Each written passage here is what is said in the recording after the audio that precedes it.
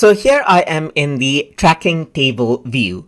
And if you, let's say, for example, want to update out the process right here, the task process, then you can also go around and then individually update those task process out by using the update task option. So over here, you can see that this is the actual start and finish state right here. And right now it is not marked out. So if you want to go around and mark it out, then you can go around over here onto the task tab right here. And once you go around onto the task tab, under the mark on track option, you can expand it and then you can click on update task. So you may have a certain start date and an end date right here. So you can see that this is what you have, and this is the current one right here.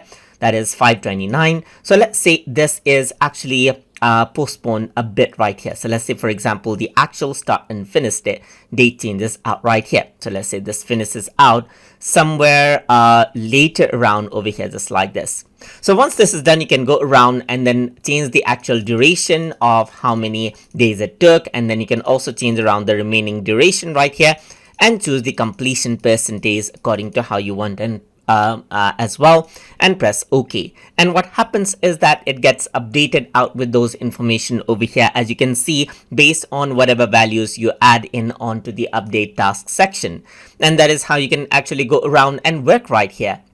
And you can see that this is how it calculated out the remaining duration and everything out right here, and has updated out the task right here for the shooting. Similarly, you can go around and do the same for the editing, and even for the existing task right here. You can go around and click on update task, and you can see the details right here. So you can simply go around and change around the detail according to how you want. Let's say, for example, you've started this in 15 right here, and then ended this out on, let's say, for example, on the 21st.